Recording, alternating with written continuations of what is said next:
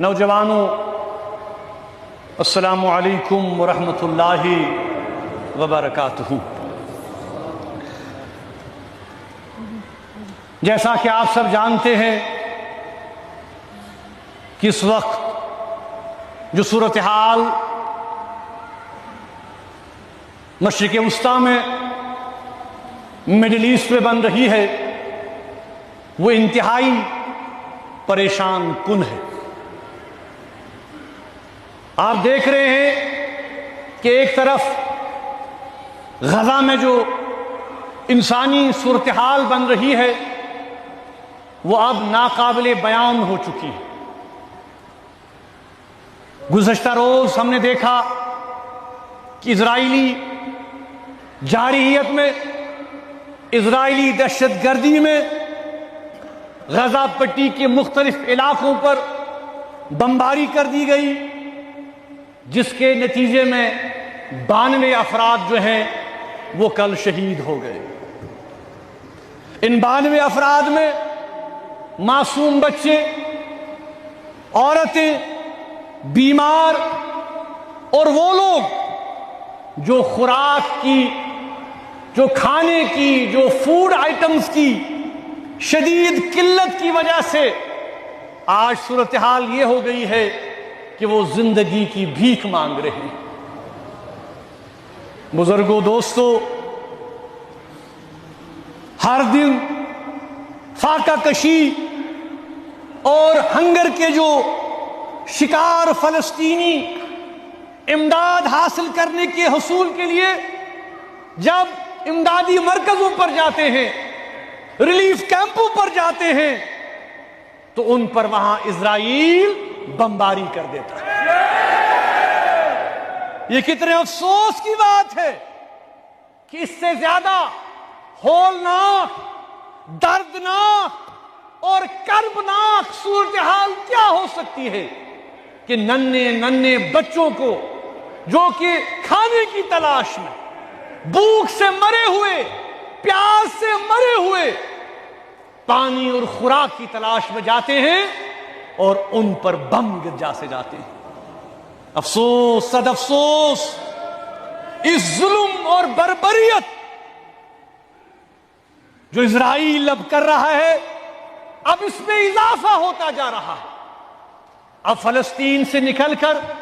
یہ ظلم اور جارحیت ایران کی طرف پھیلائی جا رہی ہے، اور ہم نے دیکھا کہ سینکڑوں ایرانی باشندے، جن میں بے گناہ افراد، بچے، عورتیں ہیں، ان کو بھی اسرائیل کی بربریت اور جارحیت کا نشانہ بنایا جا رہا ہے۔ اور مزید افسوسناک خبر اب یہ بھی ہے کہ میڈیا اور ذرائع یہ کہہ رہے ہیں کہ امریکہ بھی اب ایران پر حملہ کرنے کا سوچ رہا ہے۔ بزرگوں، دوستو، اس سے زیادہ اور خطرناک صورتحال کیا بن سکتی ہے؟ یہ سب کچھ اہل کشمیر کے لیے، یہاں کے لوگوں کے لیے، یہاں کے عوام کے لیے تکلیف دہ ہے، کیونکہ مشرق وسطیٰ سے جو ہمارا تعلق صرف دینی تعلق نہیں ہے، ایران سے ہمارا رشتہ صرف دینی رشتہ نہیں ہے، ہمارا ثقافتی، ہمارا کلچرل ایک رشتہ بھی اس پورے خطے کے ساتھ ہے۔ ایسے حالات میں جموں کشمیر کے مسلمان کیا کر سکتے ہیں؟ ہم صرف دعا کر سکتے ہیں، اللہ تبارک و تعالی کے حضور گڑ گڑا سکتے ہیں اور عالمی طاقتوں سے اپیل کر سکتے ہیں۔ خاص کر آج کے دن کے موقع پر ہم امریکہ کے صدر ڈونلڈ ٹرمپ سے یہ اپیل کرتے ہیں کہ ایسے حالات میں وہ پر حملہ نہ کریں جس سے کہ مزید پورا خطہ جو ہے وہ موت اور تباہی اور بربادی کا جو ہے ایک ایسی شکل اختیار کرے گا جس کا حاصل افسوس کے علاوہ اور کچھ بھی نہیں ہو سکتا۔ بزرگوں، دوستو، ہم یہ اپیل کرتے ہیں کہ جنگ نہ کی جائے، تمام فریقین جو ہیں، تمام پارٹیز جو ہیں، جو بھی ان کے کنسرنز ہیں، ان کو فوجی قوت سے نہیں، ملٹری مائٹ سے نہیں، بلکہ پرامن بات چیت سے حل کیا جائے، کیونکہ جنگ کسی بھی مسئلے کا حل نہیں ہے۔ آخرکار جنگ مسائل کو پیچیدہ کر دیتی ہے، کمپلیکس کر دیتی ہے، اور اگر جنگ ہوئی تو خدا نخواستہ ایسا سنگین انسانی بحران پیدا ہو جائے گا، ہیومن کیٹاسٹروفی پیدا ہو جائے گی، جو کہ آج تک ہم نے کبھی دیکھا نہیں ہوگا۔ بزرگوں، دوستو، آج 20 جون ہے۔ 20 جون آپ لوگوں کو یاد ہوگا، آپ لوگوں میں سے بہت بزرگوں کو یاد ہوگا، 20 جون 1964 جب شہید ملت میر وائز مولانا محمد فاروق رحمۃ اللہ علیہ اور ان کے جانثار ساتھیوں نے جموں کشمیر عوامی ایکشن کمیٹی کی بنیاد ڈالی۔ آج افسوس کہ ہماری اس تنظیم کو بین کر دیا گیا ہے۔ آج ہماری اس تنظیم کا 61واں یوم تاسیس تھا۔ اگرچہ بین لگا دیا گیا ہے، لیکن ہم پھر یہ بات کہنا چاہتے ہیں کہ جموں کشمیر عوامی ایکشن کمیٹی کے بنانے کا جو مقصد تھا شہید ملت کا، وہ اقتدار نہیں تھا، وہ کرسی نہیں تھی، وہ مراعات نہیں تھے،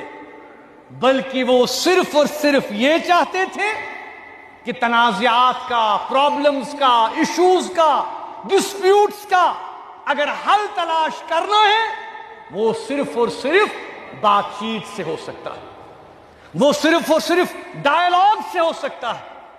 اور گول باغ میں 1975 میں جو ان کی تقریر تھی، جس میں انہوں نے یہ کہا کہ اس پورے خطے میں اگر امن قائم کرنا ہے تو پھر کیا کرنا ہے؟ تو پھر تمام پارٹیز کو مل بیٹھ کے بات چیت کا دروازہ کھولنا ہے۔ یہی امن اور سلامتی کا راستہ ہو سکتا ہے۔ اگرچہ ہماری تنظیم پر پابندی عائد کر دی گئی ہے، لیکن انشاءاللہ آج بھی ہم اپنے تنظیم کے بنیادی اصولوں پر قائم ہیں انشاءاللہ۔ آج جبکہ دنیا ایک ایسی ممکنی عالمی جنگ، خدا نخواستہ ورلڈ وار 3 کے دہانے پر آج ہم ہیں، تباہی کے دہانے پر آج ہم ہیں، اگر آج بات چیت کے دروازے بند کر دیے جاتے ہیں، اگر آج کنفرنٹیشن کے دروازے کھول دیے جاتے ہیں، تو میں سمجھتا ہوں کہ اس سے زیادہ نہ صرف بدقسمتی مشرق وسطیٰ کے لیے کیا ہوگی اور بر صغیر کے لیے کیا ہوگی، کیونکہ آج بھی ہم ایک تنازع میں جی رہے ہیں، ایک مسئلے میں جی رہے ہیں جس کا صرف اور صرف ایک ہی حل ہے، وہ یہ ہے کہ تمام فریقین کو بیٹھنا ہے اور اس مسئلے کا حل پرامن طریقے سے نکالنا ہے۔ آج بھی جموں کشمیر عوامی مجلس عمل جیسی تنظیموں کا جو وجود ہے، اس کی اہمیت، اس کی افادیت آج زیادہ بڑھ گئی ہے، کیونکہ ان تنظیموں کا ذاتی غرض نہیں ہے، ان کا مقصد اقتدار اور مراعات نہیں ہے، ان کا مقصد یہ ہے کہ ہم جنوبی ایشیا کو جنگ اور کنفرنٹیشن اور انہائلیشن، جو پچھلے دنوں ہم نے دیکھا جب دونوں طرف نیوکلیئر طاقتیں ہندوستان اور پاکستان ایک دوسرے کے نبرد آزما ہو گئی۔ نہ ہم جنگ چاہتے ہیں، نہ ہم مشرق وسطیٰ میں، نہ بر صغیر میں، ہم امن چاہتے ہیں۔ جموں کشمیر کے لوگ امن چاہتے ہیں، لیکن امن تب تک قائم نہیں ہوگا جب تک عدل اور انصاف کے تقاضوں کو پورا نہیں کیا جائے گا۔ اس لیے ہم یہ توقع رکھتے ہیں۔ بزرگوں، ہمارے مسئلے سے ایک اور سنگین مسئلہ جڑا ہوا ہے، وہ کیا ہے؟ وہ ہمارے کشمیری سیاسی قیدی۔ اگرچہ عید پر میں نے بات کی، اپیل بھی ہم نے کی حکومت سے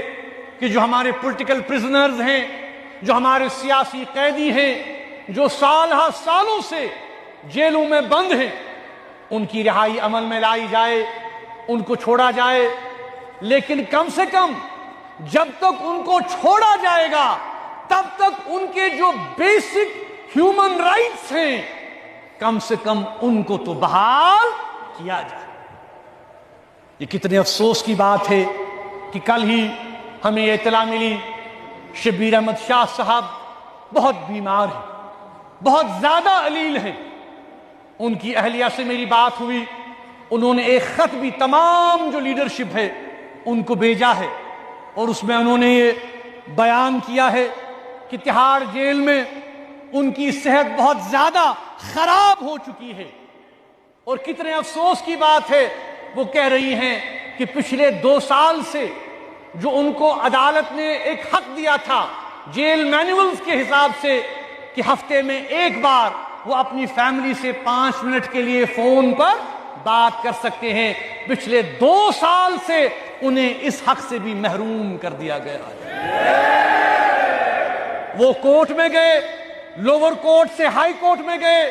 ہائی کورٹ نے بھی فیصلہ دیا، لیکن ابھی تک ان کو یہ حق نہیں دیا جا رہا ہے کہ وہ 5 منٹ کی فون کال کم سے کم اپنی فیملی کے ساتھ کر سکے۔ یہ کیا ظلم ہے، یہ کیا ناانصافی۔ یہ حال شاہ صاحب کے ساتھ ساتھ اور بھی بہت سارے جو ہمارے سیاسی قیدی ہیں جو جیلوں میں ہیں، سیاسی قیدیوں کو سال ہا سال قید میں رکھنا، ان کی جو ٹرائل ہے اس کو بڑھاتے رہنا، طول دیتے رہنا، کیا یہ انصاف کے تقاضوں کے ساتھ زیادتی نہیں ہے؟ At the end of the day جب ہم وکلاء سے بات کرتے ہیں، وکیلوں سے بات کر رہے ہیں جو ان کے کیس لڑ رہے ہیں، وہ کہہ رہے ہیں کہ عدلیہ بھی عدل کا مظاہرہ نہیں کر رہی، اور کہیں نہ کہیں سیاسی پریشر میں آتے ہوئے ان کو وہ راحتیں نہیں دی جا رہی ہیں جن کا انہیں حق بنتا ہے۔ میڈیکل گراؤنڈز پر شاہ صاحب نے بیل کے لیے اپلائی کیا تھا، ان کو شدید تکلیف ہے، ان کو فوری طور پہ ایمرجنسی آپریشن ہے، ان کی فیملی کہہ رہی ہے کہ خدا نخواستہ ہمیں یہ ڈر ہے کہ انہیں کوئی خطرناک بیماری نہ لاحق ہو گئی ہو جس کا انہیں امیڈیٹ سرجری کرنے کی ضرورت ہے۔ تو ہم اپیل کرتے ہیں جیل انتظامیہ سے، حکومت سے، گورنمنٹ آف انڈیا سے کہ خدا را کم سے کم جو جیل میں باقی جیل قیدیوں کے حقوق ہیں ان حقوق کا تو احترام کیا جائے، اور انہیں بیسک میڈیکل فیسلٹیز دی جائیں، اور اگر ان کا کیس بنتا ہے بیل کا جو کہ بنتا ہے، اتنے علیل ہیں بڑے بڑے سیاستدان جو کرپشن میں جو باقی چیزوں میں انوالو ہیں، ان کو فوراً بیل ملتی ہے، لیکن جب بھی کشمیر کا کوئی مسئلہ آتا ہے اس کو سیاسی بنیادوں پر پیچھے ہٹا دیا جاتا ہے۔ اس لیے ہم توقع رکھتے ہیں کہ تمام جو سیاسی قیدی ہیں ان کے ساتھ انصاف کیا جائے، اور ان کی فیملی کو ان سے بات کرنے کی اجازت دی جائے۔ اس کے ساتھ ساتھ ہم جموں کشمیر کی حکومت سے بھی اپیل کرتے ہیں کہ جتنا ہو سکے وہ بھی کم سے کم کشمیری پولیٹیکل پرزنرز کے حوالے سے بات کریں، کوئی ریزولوشن پاس کریں، کوئی متفقہ قرارداد پاس کریں، کم سے کم کوئی قدم تو وہ اٹھائیں جس سے یہ لگے کہ کشمیریوں کے لیے وہ کچھ کر رہے ہیں جو کہ مصیبت میں ہیں، جو کہ تکلیف میں ہیں۔ افسوس کی ہمیں بات یہ ہے کہ ہم یہاں بات کرتے ہیں، لیکن افسوس کا مقام یہ ہے کہ ہماری بات میڈیا، خاص کر جموں کشمیر کا میڈیا، پرنٹ میڈیا، وہ بھی چھپانے سے ڈر رہا۔ ان حالات میں ہم کیا کر سکتے ہیں؟ ان حالات میں ہم خالی جو کم سے کم جو ہندوستان کا جو باضمیر میڈیا ہے، ہم ان سے اپیل کرتے ہیں کہ خدا کے لیے کشمیر کی آواز سنیے، کشمیریوں کی آہ و پکار سنیے۔ جو ظلم یہاں ہو رہا ہے، جو ناانصافی یہاں ہو رہی ہے، اس کو روکنے کے لیے آپ بھی اپنی بات کیجئے، کم سے کم یہاں کے حالات کو اجاگر کرنے میں مدد کیجئے، اور یہ جو انسانی اور جو ہیومن ٹریجڈیز ہو رہی ہیں، جو جیلوں میں ہیں، جو بیمار ہیں،